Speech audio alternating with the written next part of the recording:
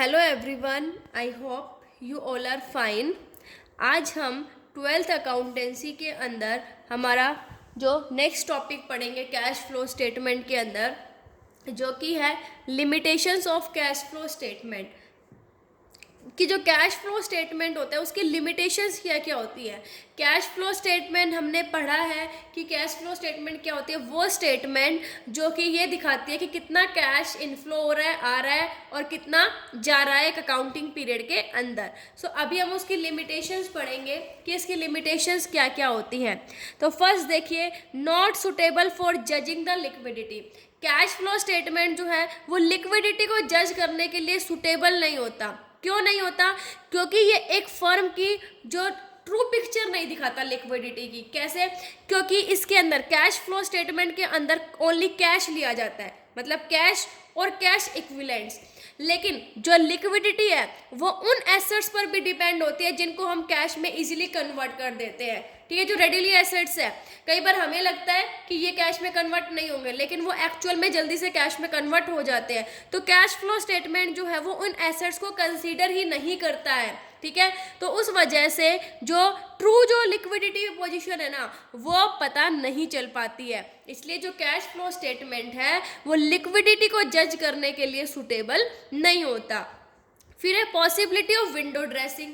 अब window dressing क्या होती है, आपने 11th के अंदर भी स्टडी किया होगा कि अपने अकाउंट्स को मैनिपुलेट कर देना, चेंज कर देना, मतलब बाहरी दिखावा करना, बाहर से तो बहुत अच्छा दिखाना और अंदर से एक्चुअल में वो चीज़ ना होना। ठीक है, मतलब अपनी बैलेंस शीट को, अपने फाइनेंशियल अकाउंट्स को ऐसे प्रिपेयर कर देना कि बाहर से लगे हाँ हाँ बहुत अच्छी है, मतलब जो बाहर देखे वो भी लगे यार इसकी तो पोजीशन जो है वो बहुत अच्छी है, लेकिन एक्चुअल में वो चीज़ ना हो। तो यहाँ पर विंडो ड्रेसिंग होने के चांसेस भी बहुत ज़्यादा होते हैं। कैसे होते हैं, कैसे कर लेते हैं? अब मान लीजिए कि एंडिंग चल रही है ईयर की, ठीक है, मार्च है, मार्च के अंदर क्या कह देते हैं कि हम कोई भी पेमेंट नहीं करेंगे। अब देखो पेमेंट नहीं करेंगे, उन्होंने कैश होल्ड कर लिया, तो अब उसके अंदर तो कैश ज़्यादा दिखाएगा ना, क्योंकि उन्होंने कोई पेमेंट ही नहीं की, मतलब पेमेंट करनी थी उन्होंने होल्ड कर ली, वो जब नेक्स्ट ईयर स्टार्ट होगा तो उसमें दिखा देंगे।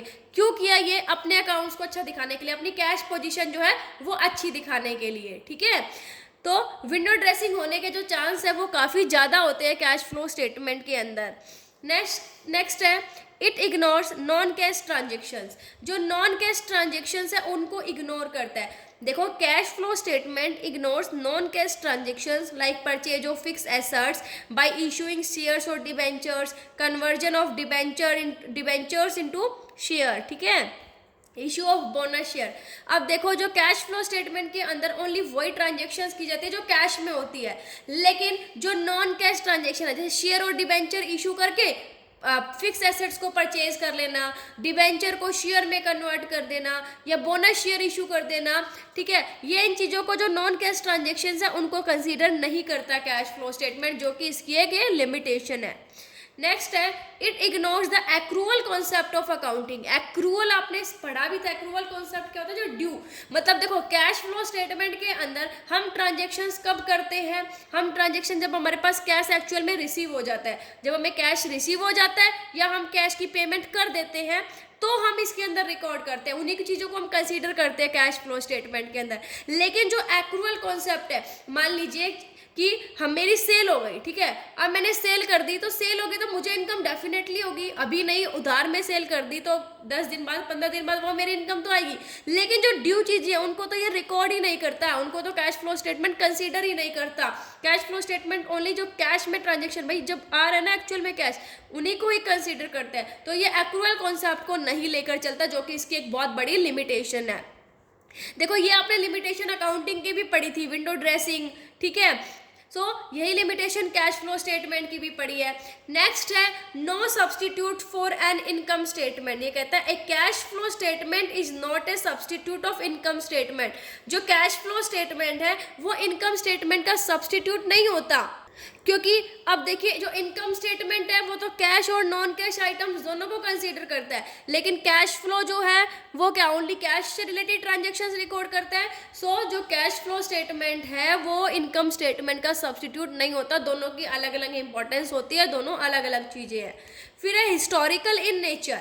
देखिए जैसे अकाउंटिंग हिस्टोरिकल होता है नेचर में, वैसे ही कैश फ्लो स्टेटमेंट भी है वो हिस्टोरिकल होता है, क्योंकि कैश फ्लो स्टेटमेंट जो है जो चीज़ हो चुकी है, पास्ट में जो चीज़ जा चुकी है उसके बेसिस पर बनाया जाता है, ठीक है। और जो इसके ऊपर इंफॉर्मेशन दी जाती है वो हिस्टोरिकल होती है नेचर में, मतलब जो चीज़ हो चुकी है उसके बारे में ये बताते हैं, फ्यूचर को कोई कंसीडर नहीं करता। अब मान लीजिए हम कोई चीज़ करें तो फ्यूचर ओरिएंटेड करेंगे, फ्यूचर को देख के ही करेंगे, लेकिन ये जो है फ्यूचर को नहीं देखते, ये पास्ट में जो चीज़ हो चुकी है, जो ट्रांजेक्शन लास्ट में बनाया जाता है एंड में, तो जो जो चीज़ें हो चुकी है उनके मतलब उनको कंसीडर करता है। सो कैश फ्लो स्टेटमेंट जो हिस्टोरिकल होता है, और फ्यूचर के लिए हमें कैश बजट अलग से बनाना पड़ता है। देखिए अभी हम पढ़ेंगे डिफरेंस कि कैश फ्लो स्टेटमेंट और कैश बजट के अंदर क्या डिफरेंस होता है। देखिए जो कैश फ्लो स्टेटमेंट वो किस लिए बनाई जाती है, पास्ट पीरियड के लिए, मतलब जो चीज़ हो चुकी है, ठीक है। लेकिन कैश बजट फ्यूचर के लिए, कि फ्यूचर में हम क्या क्या जो है इनकम के आने के चांसेस कहाँ कहाँ से हैं, कहाँ कहाँ पर हम इनकम जो है पेमेंट करेंगे, ठीक है। फिर है it gives information about cash received and spent है ड्यूरिंग ए पीरियड, मतलब ये क्या बताता है कैश फ्लो स्टेटमेंट, हमें उन चीज़ों की इन्फॉर्मेशन देता है कि हम लास्ट में बनाते हैं, ठीक है, ईयर के, तो भाई हमारे को कहाँ कहाँ से कैश रिसीव हुआ और कहाँ कहाँ पे हमने स्पेंड किया। लेकिन जो कैश बजट है वो क्या बताता है कि कहाँ कहाँ से रिसीव होगा फ्यूचर में और कहाँ कहाँ पर खर्च करना पड़ सकता है, ठीक है, कहाँ कहाँ पर जो है खर्च करना पड़ेगा। सो कैश फ्लो स्टेटमेंट जो है वो पास्ट पीरियड से रिलेटेड होता है और कैश बजट फ्यूचर से रिलेटेड। आई होप आपको ये टॉपिक समझ आ गए होंगे। Thank you, stay safe, stay home.